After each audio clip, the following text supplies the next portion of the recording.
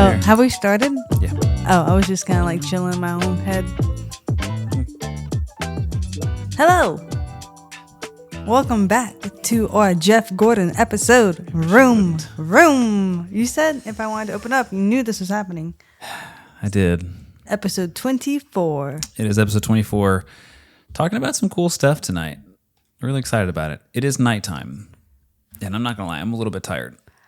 I am almost not sick anymore, so I'm very excited. You do sound somewhat normal. I have a little cough still, which I don't know. It's like shortness of breath. I don't think it's COVID. Haven't taken a test, but I can still taste. I heard a lot of people talk about when you get over COVID, you have this like long, what do they call it? Like a long COVID, maybe that was what they called it? When I had COVID a couple years ago, I remember having trouble breathing afterwards, and it just felt like I would just go or something like that, not coughing, shortness of breath. So that's why I don't think it's COVID. Weird. Mm-hmm. Weird. Well, excited about tonight. Again, talking about something really cool, kind of addressing the conversation or continuing the conversation, whatever it is, of standing in the gap for people. Like standing in the gap for people. And I think that if you're not, if you haven't grown up in the church world, that's kind of a weird sentence. It kind of feels like one of those 2000s youth ministry phrases. You got to stand in the gap for your friends. So really, really simply, before we go really deep into anything, if you had to explain or if you had to summarize what standing in the gap means, what would you say that really means?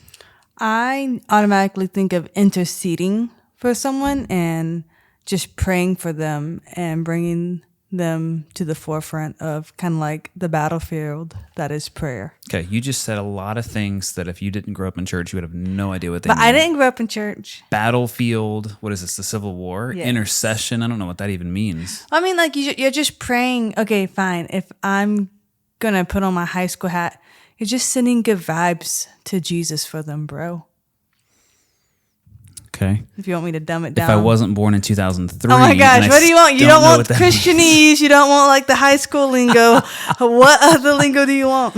I think for me, standing in the gap, I think that it has a lot of different facets, and I want to kind of go into and explore a lot of those tonight. But when I think about standing in the gap for somebody, I think about the action that takes place when somebody has a sick family member.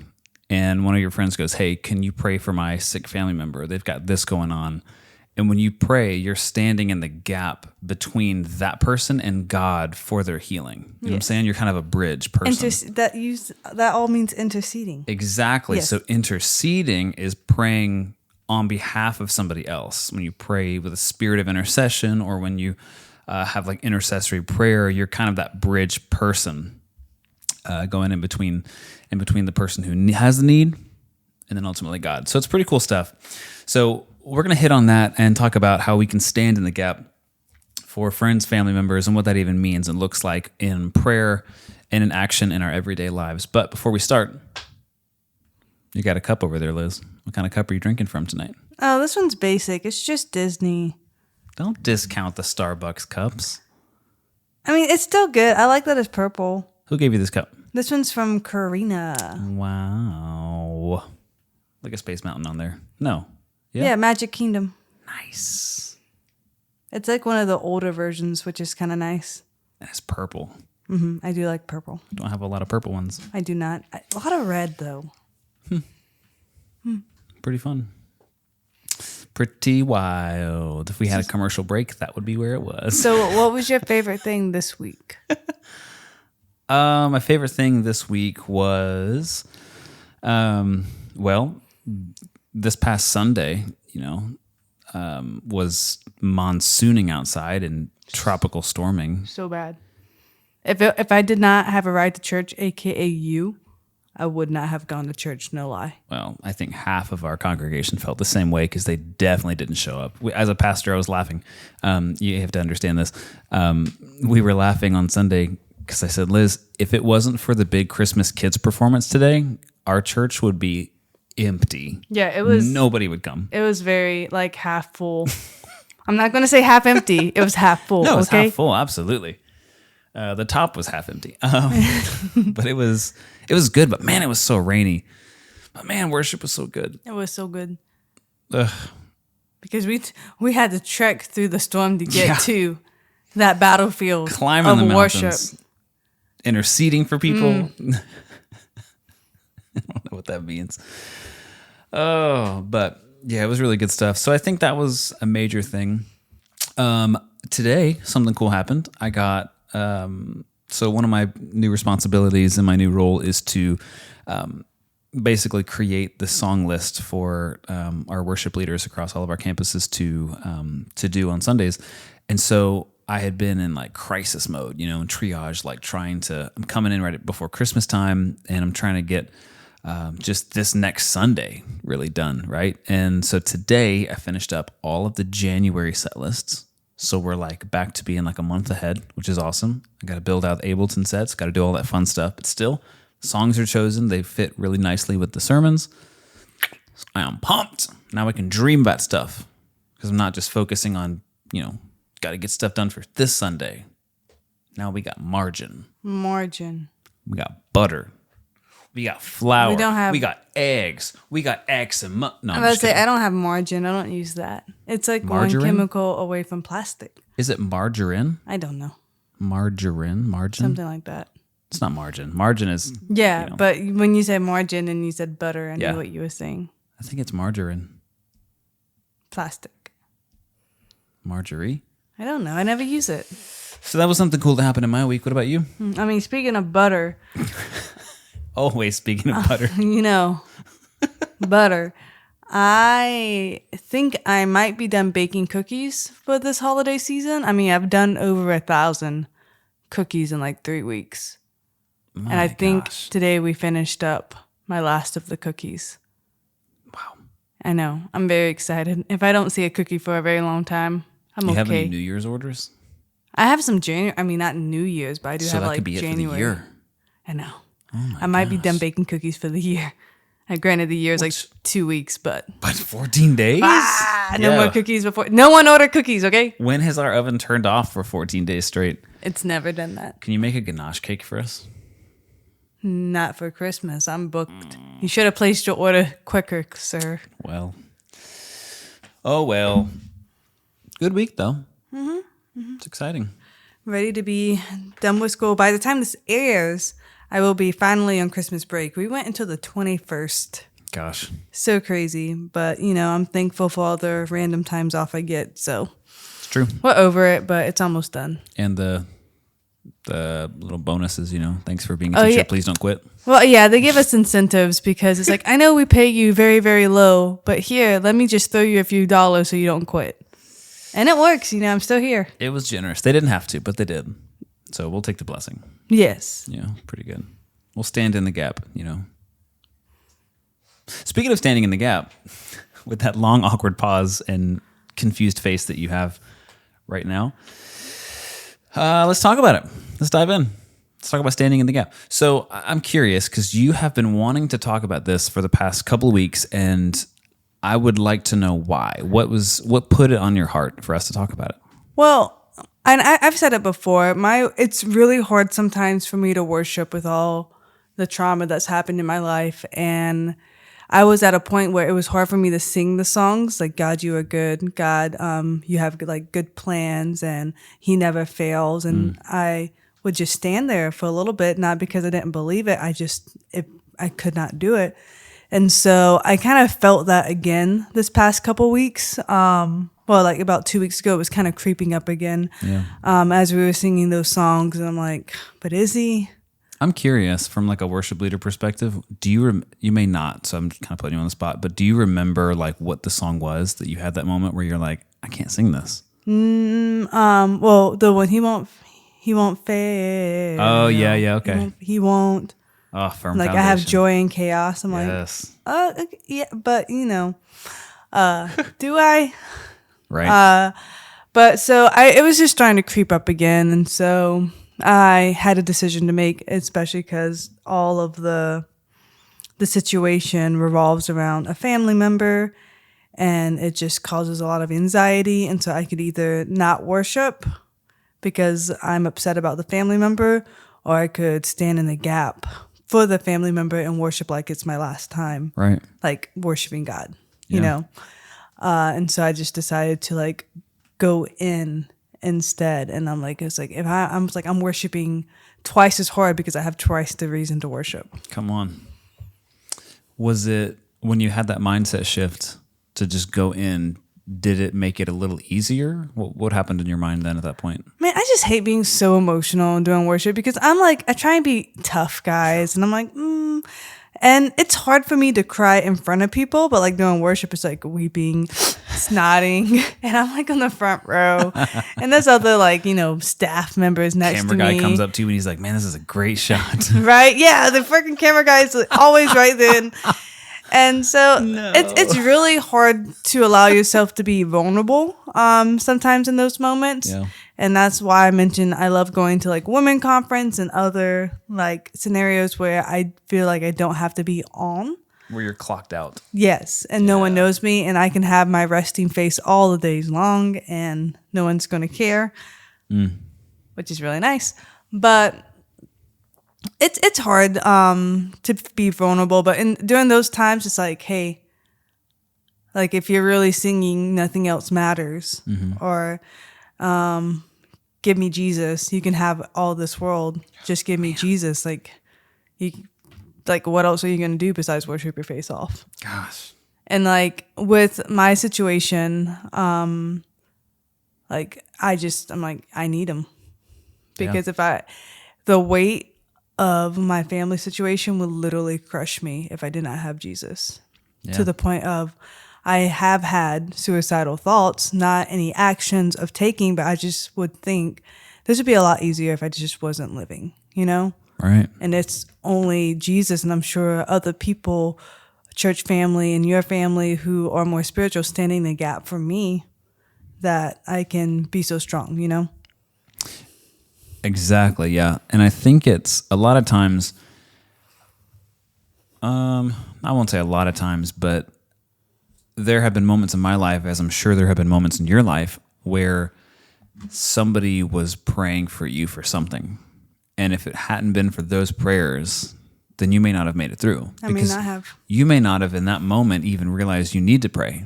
You may not even be spiritually in the place where you felt like you could pray. But somebody was interceding, somebody was standing in the gap for you. And because they were doing that, they are lifting you up before the Lord, and they're acting like that bridge, kind of going between, we said it, but it's that call, like standing in the gap is that call to be a bridge between human needs and God's power. Even, a little over 4 years ago when all this stuff started, and we found out that my little sister passed away very tragically. We felt the love of our friends so well. Yeah. And when I was just going through the motions of grief, I knew people were standing in the gap for me. And as I'm still grieving and standing in the gap for family members, as we are closing the chapter of everything with my sister's death, it's been really hard. Yeah. And so, you want to just keep on going. So I can either let it crush me or I can worship my face off. And I feel guilty a lot of the times too, because I have such a strong support system and then my family doesn't, because they're not into church like I am. And that gives me all the more motivation to stand in the gap for my family. That's a really good point. Yeah, because as you're saying that, I'm sitting here going, that's not true, because they may not have, a church full of people that spiritually have their back, but they've got you, and you're a fierce loyalist. Yes, but we learn in therapy that I cannot fix all my family's problem, and that is not my weight to bear, even though that's very hard for me to accept because I just want to fix everything. Yeah.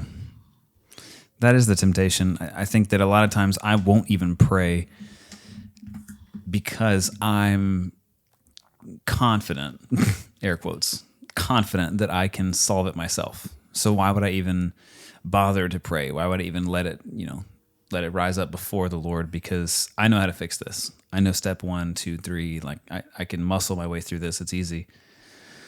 But it's interesting. So James 5, 16 talks about the power of prayer.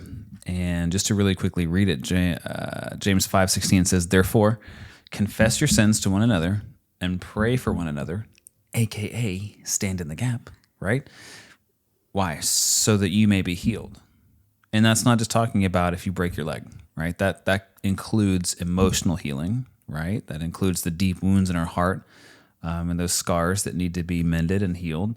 That includes psychological healing, mental healing, all of that fun stuff. And then it goes on, it says, "The prayer of a righteous person has great power as it's working." So, and it's so hard when I know those scriptures, but then when I think of how my situation is my situation, and I mean, there's very little good that I see that happened in my situation. sure. You know, and you can find God in anything, but it's very hard to find God when your special needs little sister passed away tragically, and but you have to you just have to know it. You know what I mean? Like you almost have to work your way through it. Yeah. Because if I don't believe that God is good and God is righteous, then I have nothing to live for. Yeah. I feel like this world sucks without Jesus. It's true. So, and you mentioned it's hard in the moment to believe that kind of stuff, but why don't you talk to us a little bit about how intercessory prayer or standing in the gap for people can affect both the person praying and those people being prayed for. And it doesn't have to be about your situation. Mm-hmm. It could be about something else that's happened in your life, or any other principles. But how does intercessory prayer affect both the person praying and the person being prayed for, you think? Well, when you're praying, even if it's for behalf of someone else, I remember praying for someone else, and I was like, God, you failed me, but don't fail them. You're good. You know what I mean? And so that's just one of the things whenever our friends was going through the situation with their child, and it did not turn out to be what we prayed for, and I, for a season, really struggled if God was good. That's an honest prayer. Yeah. And so even though I was still praying for them, I was still looking to God. You know what I mean? I was like, I'm lost. I'm a lost cause. I get it. But you can still help them. And then, you just sometimes don't get the answer to the prayer you want. Sometimes it's no. Death happens because sin has entered the world. Right.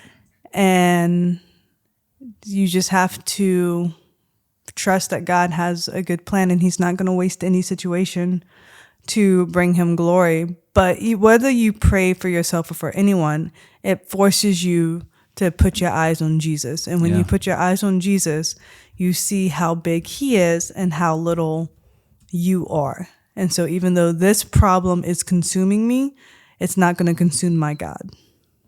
And that's you have to stay there.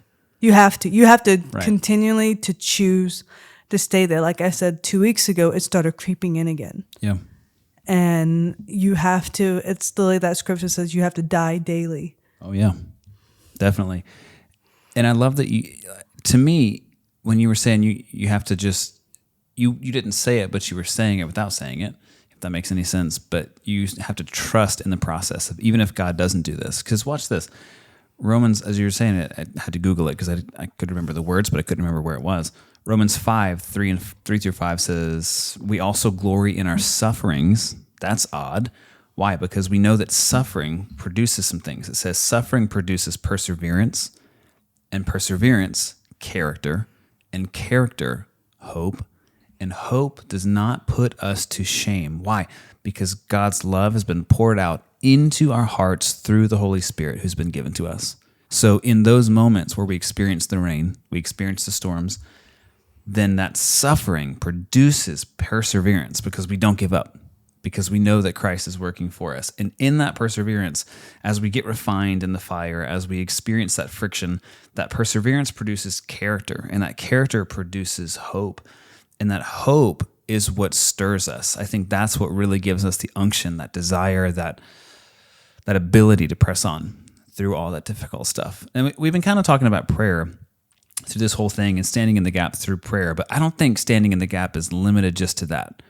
So I think standing in the gap can also be a very tangible thing. So this past weekend, we did this thing called the Christmas Mall at our campus, and basically we did a month-long toy drive, and we had people donate toys for different age groups of people, and we partnered with a local elementary school, and it was really cool. Several of the families that teachers and admins helped identify as maybe low income or I don't know. Single families. Yeah, single parent income, things like that. They were pretty rough off for the holidays. And so we did this month-long toy drive, and we set up all those toys, separated them all into different age groups, and invited these families to come on campus. And when they got there, it was so cool. We split them off. The kids went with our background checked leaders, and they had their own little Christmas party where they did awesome fun stuff. And then the parents came with our volunteers, and they got to go through the mall. They got these little tickets, and they got to pick out several gifts for their kids. I mean, we had stuff like bikes that people donated. And get them wrapped too. They didn't even have to wrap them. Yeah. So, and the craziest part about this, I'm a big fan of benevolence with dignity attached. So I don't love just giving handouts. I want people to maintain their dignity, especially in Christmas. So these parents would not only pick out these toys for their kids, but they would give them to our team who would wrap them for them. And the parents would handwrite on the little gift tag their kid's name. So their kid would see their parents' handwriting, if I'm not mistaken. At least that was the plan. Because that worked out well because they were able to write sticky notes and then the tags as well. So they sticky notes each gift so we would know which tag to put on the thing. It was genius. But the kids saw their parents' handwriting on the gifts. So they never, our main intention for that was we don't want them to grow up thinking their parents are poor. Because what kid is going to benefit from that? So we got a chance to do this, and it was a massive win for these families. And for me, that service that we provided for them is an opportunity that we got to stand in the gap for them. And they even got stocking stuffers too. They got some families got their whole Christmas that day. It was amazing. It was very sweet. It kind of reminds me of Mother Teresa has this quote. She said, "Not all of us can do great things, but we can do small things with great love." And giving a few toys to a family in need on Christmas is not a massive thing. No. But it is a small thing that has a massive impact for them. And not everyone was able to grab an ornament and buy a gift, but then you were able to volunteer. We had over 100 volunteers. Teenagers pushing donut carts and stuff. So as they shop, they could grab a donut and cocoa. And we had people gift wrapping, and so you don't have to be well off to be a blessing. You can be a blessing in so many different ways, whether that's praying for someone, sending a kind text, volunteering your time, or just bake someone some cookies. Don't ask me to bake you cookies, though. I'm over it. For the next 14 days, we are off. Next year, maybe. Yeah, that's so good. It isn't about anything specific. I think that standing in the gap, if we were to take all of that and distill it down, standing in the gap is just simply being present for somebody in their need. Mm-hmm. You agree with that? Yes. Just being present. That could be in prayer. That could be with their time, like you said, resources, just being present for somebody in their need. So it's good stuff. It is. I like that it's standing in a gap. It's not squeezing in a gap or suffocating in the gap, because you're not like I try in therapy. I put everyone's problems on myself, and I get crushed and I get overwhelmed and I just cry a lot. And then I identified to Taylor. I'm like, I say it's ping. It's my ping moments. 'Cause number one, Mulan, hilarious. And number two, I like to let him know where I'm at emotionally. And so I'm like, okay, there's a ping happening. And that's when he knows, I'm just feeling really overwhelmed with everything that's happening. And so it is helpful when I don't take on the problems of the world, because that's not my job. Yeah, that was a fun code word. You were like, I need a code word for when I'm feeling really emotional, but I don't want to tell you why. Yeah, like I don't want to explain it because we were at dinner the other night and I was overcompensating. And you're like, why are you so happy? Why are you so jokey? Why are you so this? And I'm like, Ace, we're just having a good time. Like, Isn't look that at weird? you. Yeah. Look at the waiter. Like, you're the best. And you're like, what is happening? I'm like, I'm really. And then so in PF Chang's, I'm literally now bawling. I was like, I'm just really sad. It was in PF Chang's. That's right. And so ever since then, I was like, I need a code word. But I'm so thankful that I have a husband who stands in the gap for me. So I can literally say, okay, I have a ping moment. And he knows. I told him what I needed ahead of time. I don't want him to try and fix it. I don't want him to try and, make me feel better in the moment. I just want him to be present, maybe hold my hand and let me have my moment. And so you can not only be that for someone else, but you can surround yourself with accountability partners who can be that for you. And it doesn't have to be a spouse or a partner. It can be a friend. And here's a cool thing too. If you are local, with Faith Church or whatnot, or maybe a local church, even if you don't have someone like that, we have an amazing ministry at Faith. It's called the Stephen Ministry. So if you're going through job loss or grief or a hard time, we actually have volunteers who are trained in the Stephen Ministry to walk and stand in the gap with you. Yeah. All the more reasons, if you have not found a church home, Gosh, get connected. People want to stand in the gap for you. And here's the cool thing about it. It's December 18th right now. Well, as we're recording this, you're listening to this and it's a couple days later. I think it's December 23rd is when this comes out, if you edit it on time. Yeah. Oh, I will. But either way, it's Christmas time and everybody sees these commercials and they see the shiny, happy trees and they see the decorations and it seems like there's just a gloss over everything and a shiny finish. And we do say it's the most wonderful time of the year, but churches know that people are hurting during the season. December is the highest month of suicides. Right. Did you hear about that? Just the other day, the interstate was shut down because someone was sitting on the bridge. I don't know if he ended up jumping or not. I didn't want to look on the updates, if that makes sense, just because I wanted to respect the family's privacy if something awful did happen. But I saw on the community page, like, why is I-95 backed up? And someone said there's a jumper. The police are trying to talk him down.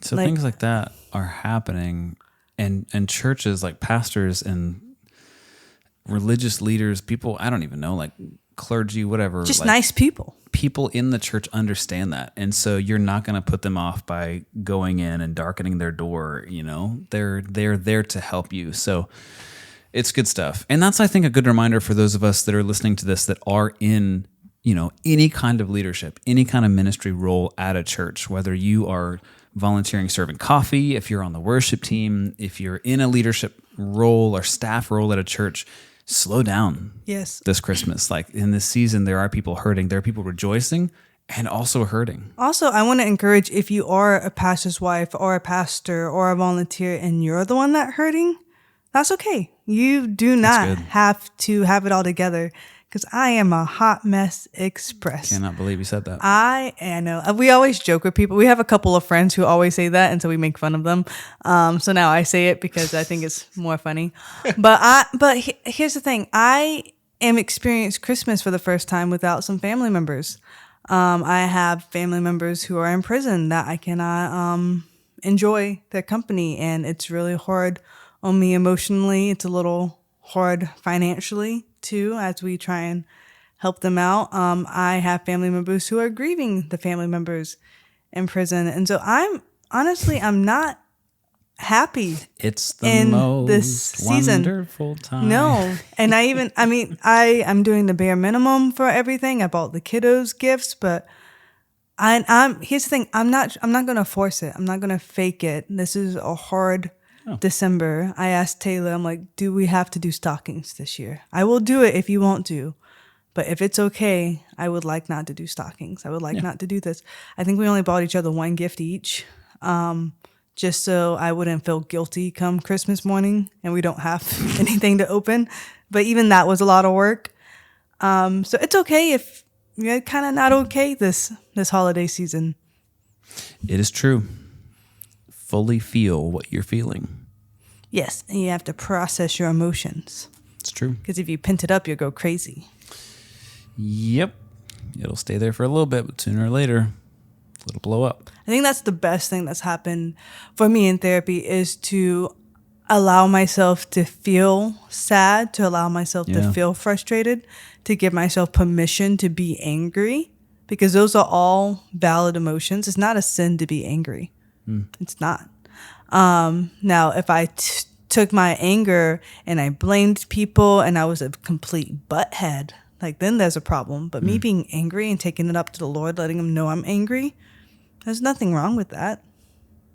Now, I don't want to stay there, and I don't think I do stay there whenever I do feel the anger well up, but allow yourself to feel it and to process it, because that way it doesn't consume you. Because if you just shove it down, it's always going to be there, versus if you get to process it, then you get to tell it where to go.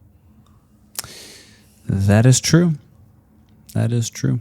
It's good stuff, Lizzo. Thanks. Good stuff. I hate when he calls me Lizzo. Well, cool.